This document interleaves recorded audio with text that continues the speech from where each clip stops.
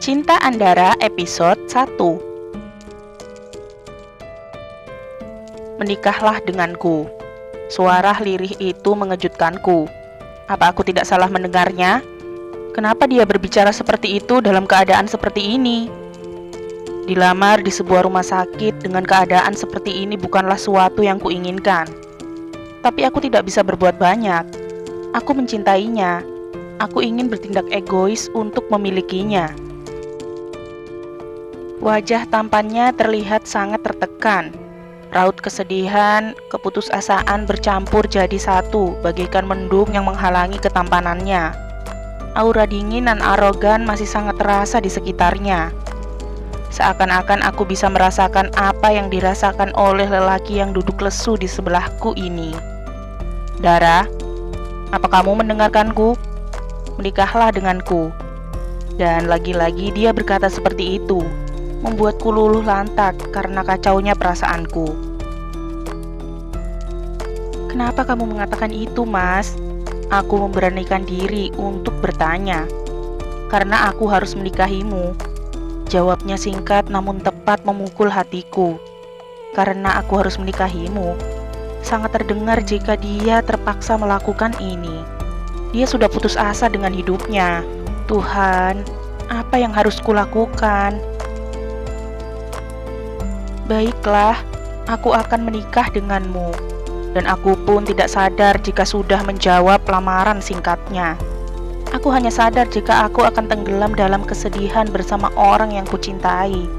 Jika ini hanya permainannya, aku akan mengikuti sekuat hatiku bertahan. Aku mencintainya, sangat mencintainya. Dan aku tidak akan membiarkannya hidup menderita sendiri.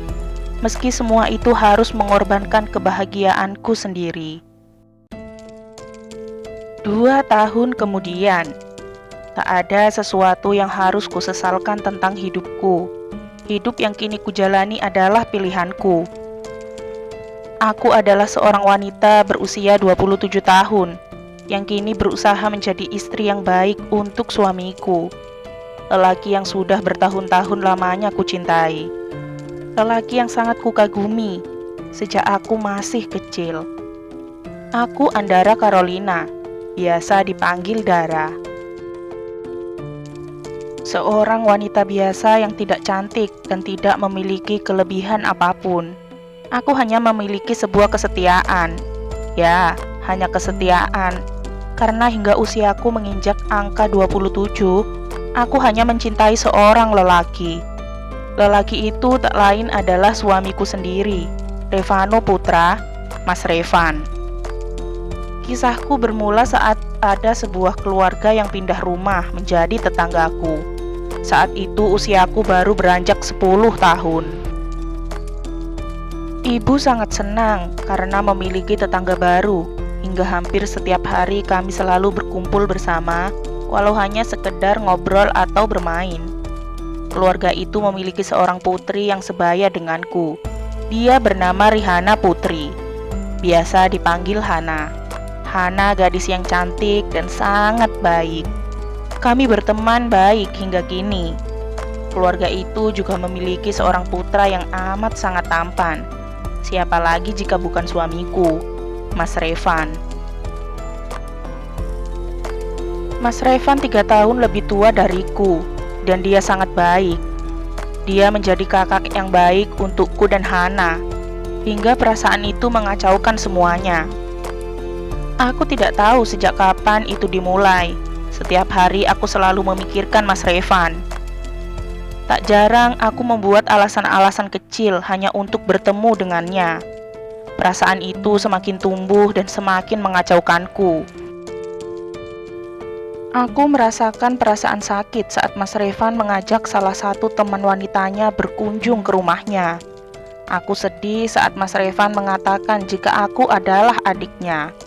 Aku benci pada teman-teman Hana yang ingin berkenalan dengan Mas Revan. Ada apa ini? Ada apa denganku? Dan aku baru tahu jawabannya jika aku sudah jatuh cinta terhadap seorang Revano Putra. Aku mencintai sosok yang selama ini menemaniku. Tapi sayang, dia tidak merasakan perasaan yang sama terhadapku. Cintaku bertepuk sebelah tangan, dan aku harus terima itu. Bertahun-tahun aku menutupi perasaan ini, perasaan yang amat sangat menyiksa. Aku ingin mengakhirinya, tapi aku tidak bisa. Hingga 2 tahun yang lalu, Mas Revan sendirilah yang memintaku untuk menjadi istrinya. Aku merasakan perbedaan pada diri Mas Revan. Dia lebih dingin dan pendiam. Tidak seperti dulu yang selalu ceria, suka menggodaku dan Hana. Hana juga merasakan hal yang sama. Akhirnya, kami melakukan beberapa penyelidikan kecil. Dan hasil penyelidikan itu berakhir 2 tahun yang lalu, saat Hana menikah dengan seorang pria bernama Mike. Mike ternyata adalah kakak dari wanita bernama Lita, kekasih Mas Revan yang menghilang dan membuat Mas Revan menjadi dingin dan pendiam. Lita ternyata tidak hilang, dia meninggal, bunuh diri karena hamil, dan Mas Revan tidak mau bertanggung jawab. Itu membuat Mike marah, hingga Mike membalaskan dendamnya dengan menyakiti hati Hana. Tapi karena cinta, mereka berdua dapat melaluinya. Hana bisa memaafkan Mike, dan Mike bisa menerima kepergian Lita adiknya. Tapi sepertinya itu tidak berlaku untuk Mas Revan. Mas Revan amat sangat terpukul. Wanita yang begitu dicintainya yang sedang mengandung bayinya telah pergi meninggalkannya untuk selama-lamanya. Itu membuat Mas Revan seperti tidak memiliki arti kehidupan. Dia sering berdiam diri, menyendiri, melamun, terkadang mabuk berat. Dan setiap hari dia selalu menyempatkan diri untuk pergi menemui Lita di makamnya. Aku yang melihatnya merasa sangat sakit. Sakit yang teramat sangat. Lelaki yang kucintai hancur karena wanita lain. Perasaan sedih dan cemburu menyeruak di hatiku, membuatku tak kuasa menahan tangis setiap malam. Tante Amy selaku mama Mas Revan terjatuh sakit. Jantung lemahnya kambuh. Saat itu yang ada di dalam pikirannya hanyalah masa depan putranya yang seakan terlihat suram. Akhirnya Tante Amy memaksa Mas Revan untuk segera menikah sehingga membuat pikirannya tenang. Dan calon istri Mas Revan tak lain adalah aku. Kenapa aku? Kenapa harus aku? Tante Amy berkata jika dia sudah mengenalku sejak kecil. Dia tahu jika aku dapat membahagiakan Mas Revan. Kamu wanita baik dan penurut, jadi kamu akan menjadi menantu yang baik pula untukku nantinya, jelasnya pada saat itu. Dan akhirnya, Mas Revan memintaku untuk menjadi istrinya. Perasaanku saat itu tidak karuan, senang bercampur sedih, bingung dan lain sebagainya. Aku mencintainya, dan dia memintaku untuk menjadi istrinya. Walau karena terpaksa, tentu saja aku menerimanya. Aku tahu Mas Revan lelaki yang baik. Aku mengenalnya sejak kecil. Jadi aku yakin dia akan membuatku bahagia dan tidak akan menyakitiku. Hingga kini aku baru menyadari jika selama ini aku membohongi diriku sendiri, membohongi perasaanku sendiri. Aku sakit, aku tersakiti karenanya. Sudah 2 tahun kami menjadi suami istri, tidak ada pertengkaran berarti, tidak ada juga kebahagiaan berarti. Rumah tangga kami berjalan dengan datar dan membosankan.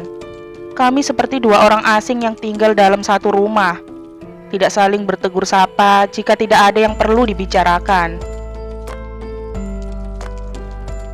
Dia tidak pernah menyentuhku. Sungguh ironis. Sudah 2 tahun menikah, tapi aku masih menjadi seorang perawan. Astaga, sampai kapan ini akan terus berlanjut? Perasaanku masih sama, bahkan mungkin akan semakin dalam.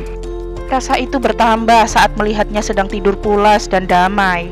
Rasa itu bertambah saat melihatnya mengenakan pakaian yang kupilihkan. Rasa itu semakin bertambah saat melihatnya menghabiskan masakanku, Meski dia tidak pernah berkomentar apa itu enak atau tidak. Dia dingin tak tersentuh. Tapi aku selalu berusaha supaya bisa menjadi lebih dekat dengannya. Aku ingin memenangkan hatinya. Aku mencintainya, sangat mencintainya. Bersambung, nantikan episode 2-nya ya. Jangan lupa like, komen, share, subscribe, dan nyalain loncengnya agar nggak ketinggalan upload cerita-cerita selanjutnya. Bye-bye.